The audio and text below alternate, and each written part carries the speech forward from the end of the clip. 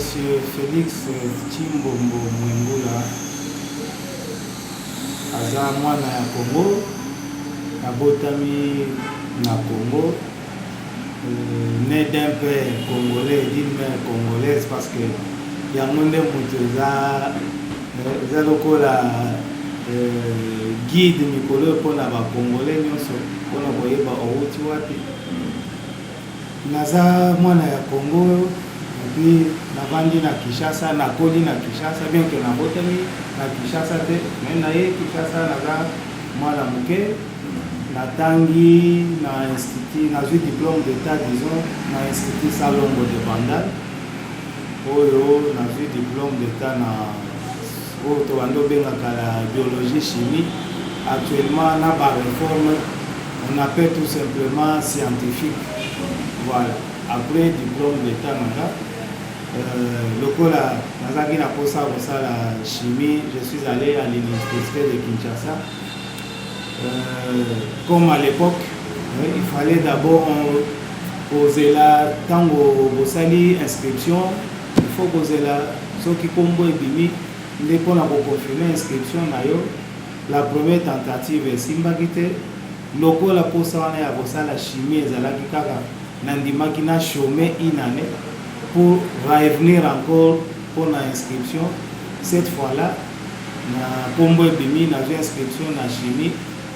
Malheureusement na niveau ya deuxième graduat na yeko kata parce que na monaki que modèle makambango bandai ko avec des années ils ont ça là 13 mois 15 mois en tout cas na monaki que na reconnaître retard makasi. C'est ainsi que na yeko changer na yeko kota na IEC na sali IEC soit na diplôme ya graduat et puis toujours na période où il fallait poser les ressources sur 2 ans pour na kozonga lisusu kosala deuxième cycle. Alors pour éviter retard wana on a abandonné na retard na ye kozwa juste après graduat na IEC na ken lisusu na Institut supérieur des statistiques ISES Kinshasa na zui lisusu inscription pour na continuer deuxième cycle de place na ye kozwa diplôme. Donc je suis licencié en sciences commerciales et financières option finance. En dehors ya wana je suis patron de plusieurs entreprises. On a créé un groupe FM, donc groupe Félix Mwengula SARL, où ils sont spécialisés dans construction, équipement et logistique. En parlant de logistique, on voit la chaîne Banda, import-export jusqu'au dédouanement et distribution, ainsi de suite. Au-delà, il y a groupe FM SARL. Je suis aussi patron d'une société qui doit exploiter dans les mining parce que les a en chantier en attendant les documents dans le Congo, il y a MMC, donc Mwengula Mining Company. Donc les sociétés vous avez une exploitation dans le domaine de tout ce qui est secteur minier. Naza Mokristo, donc Nasambelaka, la communauté charismatique à Mangembo, ça fait bientôt 30 ans. Donc Naza fidèle et ouvrier dans la communauté wana tina moya lele otozoloba. Je suis marié, père de 3 enfants.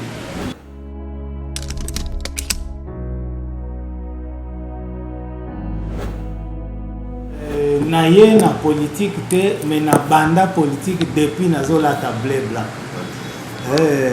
Pour na kosekisa moi moké, donc je me rappelle naza na 5e des humanités. Toujours nazo kendaka parfois nazo ki ma classe. Période à l'époque il y a Mobutu avec le père de la démocratie Étienne Tshisekedi wa Mulumba de res mémoire.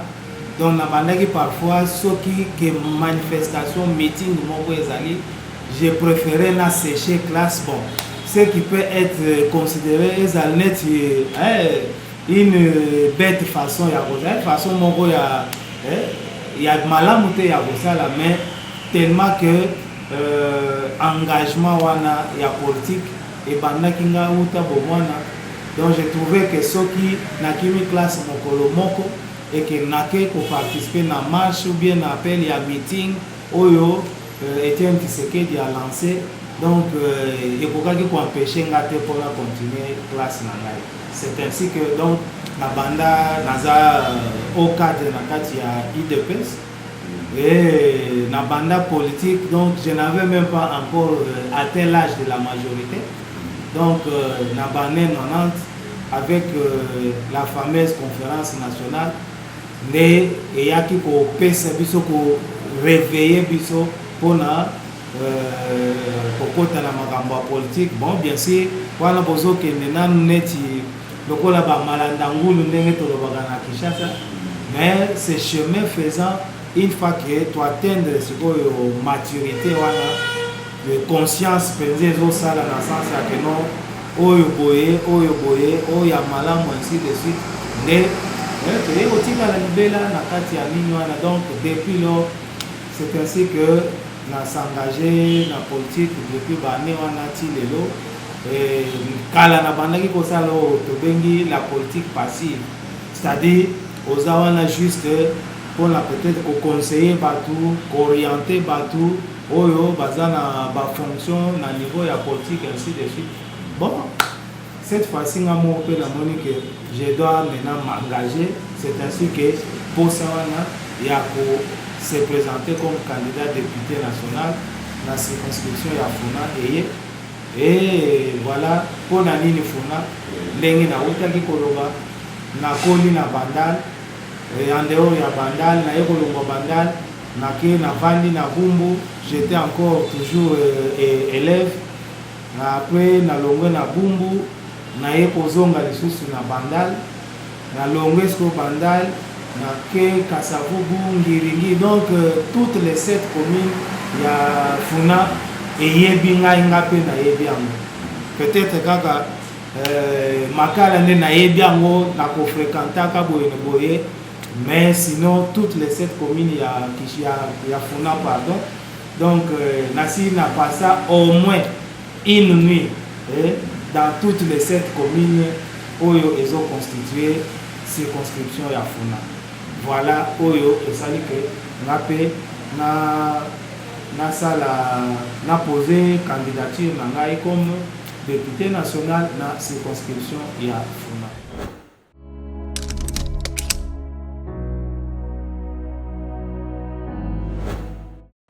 Concernant le projet de développement, déjà au départ, même Nakati a IDPS, les amis à Ligue des Jeunes, messieurs les projets. Je peux même vous dire, je crois, même une partie à qui redynamisation, il y a partie IDPS. Donc, une partie à conception et une fois que le président de la République, Félix Antoine Tshisekedi sur le bas du pouvoir, a chargé qui notre ami qui était le président de la Ligue des Jeunes actuellement, ministre et à jeunesse, initiation à la nouvelle citoyenneté, a le but pour concevoir projet Moko comment faire pour redynamiser le parti. Donc les amis n'ont pas regardé à gauche, à droite, non, allez voir le président parce qu'il va bien un président. Du fait que Naza même prénom le président de la République. Voilà, c'est ainsi que parfois on m'appelle Fachi, président, ainsi de suite. Mais donc voilà, travailler et l'actuel bourgmestre Yangaliema, avec qui je travaille aussi d'ailleurs, comme son chef de cabinet. Donc la matière concernant les projets est vraiment domaine où na salle peut la maîtriser, bien que financier, mais j'ai eu aussi à me spécialiser dans côté parce que j'ai beaucoup de certificats derrière moi, en dehors de la diplôme et la licence. Bon. On a plus ou moins 11 certificats de formation à niveau national et international. Donc c'est ce qui fait que en parlant de matière projet, ils ont vraiment domaine. Alors, ni nga naye nango po na bana ya Funa en tant qu'entrepreneur, parce que Moutou a défendu toujours Oyo ezali domaine naye. ndenge moko Christ alobi tango azotika ba disciples alobi aller faire toutes les nations mes disciples, mais ayebisi bango en commençant à Jérusalem. Donc Jérusalem eza lokola place oyo bango bavandaki. Alors ngape lokola entrepreneuriat eza domaine onga nazosala projet onga naza nango openga na ko militer nango une fois que ba ndeko nanga ya funa basalinga confiance et kozala pona pour lutter pour arracher les petits commerces na maboko ya ba étranger et faire aussi en sorte que ba réforme nyonso ezosalama pour les entrepreneurs congolais ezala vraiment respecté à la lettre. Parce que ngamoko j'en souffre aussi et lokola baninga pe mususu, mais ce qui lelo comme que vous avez un de votre oyo azana kati ya masolo wana azolo depo ayebi pasi oyo bomonaka ayebi ba difficulté oyo bokutana nango.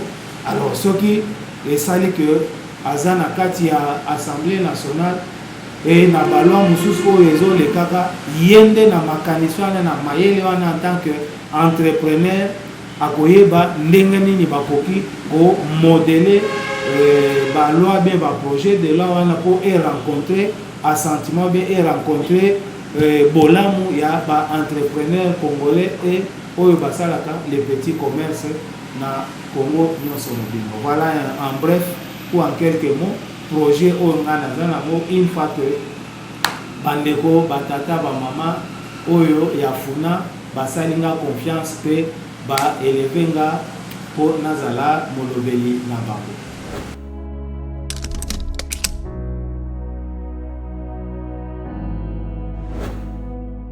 En tant que cadre dans Katia IDPS, bien que je me présente sous le label et regroupement Alliance des nationalistes qui est dans Katia plateforme Autobengi plateforme Fifi Masuka Saini, la Jeanne d'Arc, la gouverneure de la province de Lualaba.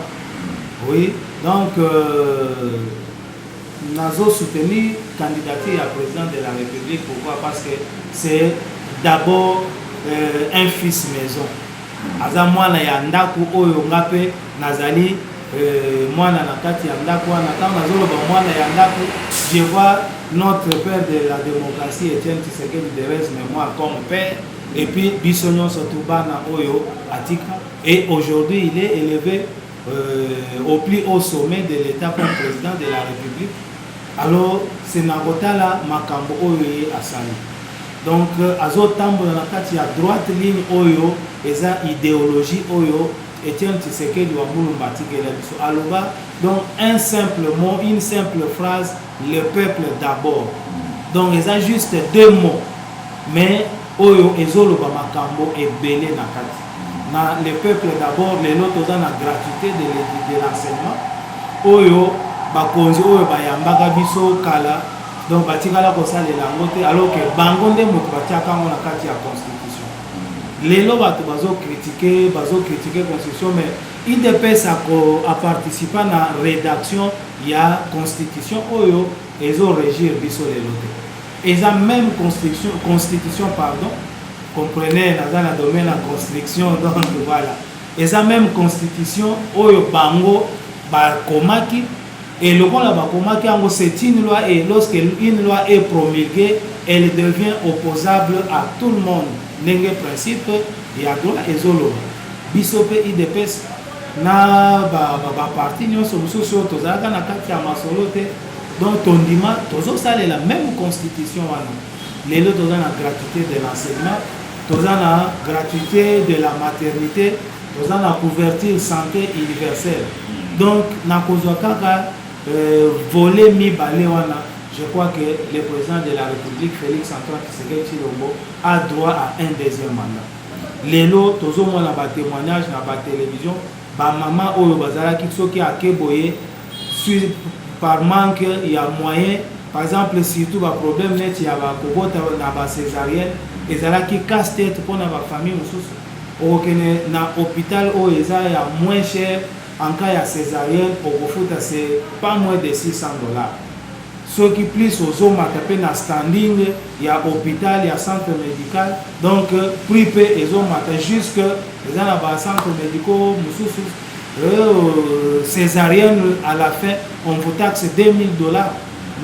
Mais l'élo, il est attelé à lobby, et l'autre oyo, et autres ça, peuple n'a mingi, bande n'a mingi, parce qu'il y a pas à Congo 100%. Donc, les à lobby, c'est couverture santé universelle. Dans le cas de couverture santé universelle, et l'autre il y a liboso oyo à s'attaquer à gratuité de l'accouchement, bien gratuité de la maternité, qui est un grand prouesse. Tous la gratuité de l'enseignement. Donc, les autres, tous la banne à ébélé, malgré nous suspectons suite peut-être à moi négligence, il y a des parents qui continuent à tambola, ils ont 8 ans, 10 ans, ils ont des papiers mouchoirs, ils ont ça la cirage. Bon, peut-être les parents n'ont pas l'année prochaine, on ne sait pas, mais il y a des projets où le président de la République a réalisé. Je crois qu'il y a droit à un deuxième mandat. Ceux qui n'ont pas sous moi l'établi projet à 145 territoires.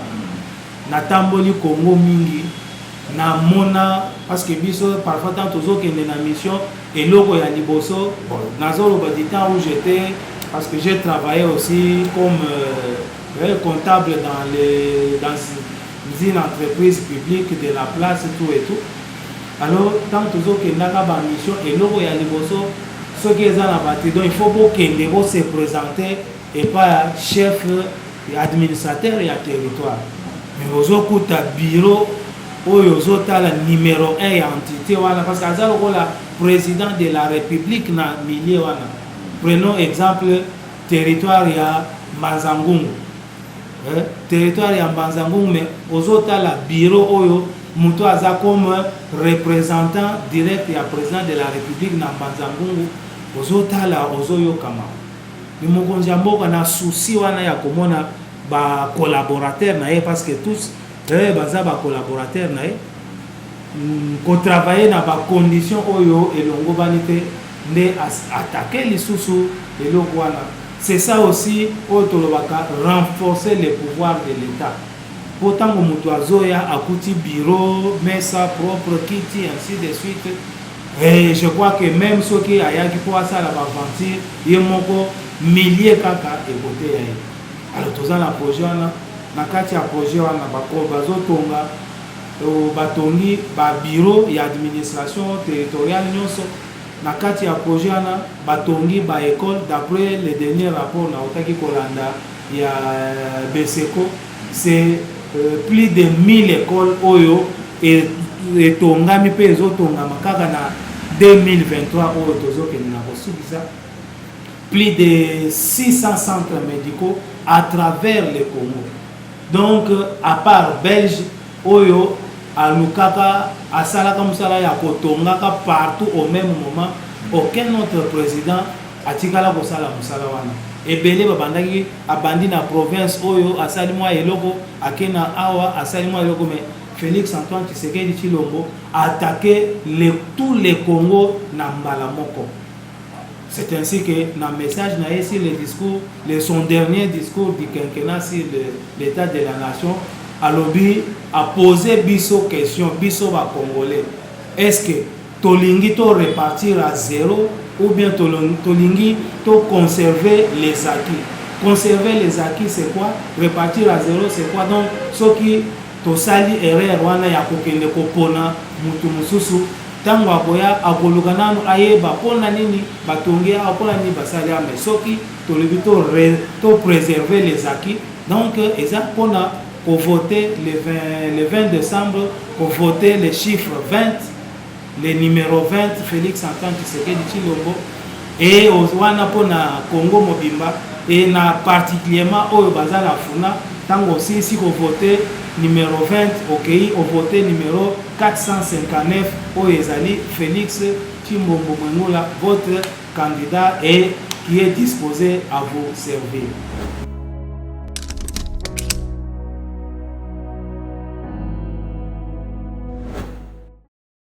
nga naza ndeko na bino, nazali mwana na bino, nazali pe yaya pona oyo baza bakozala pe baleki epa na ngai.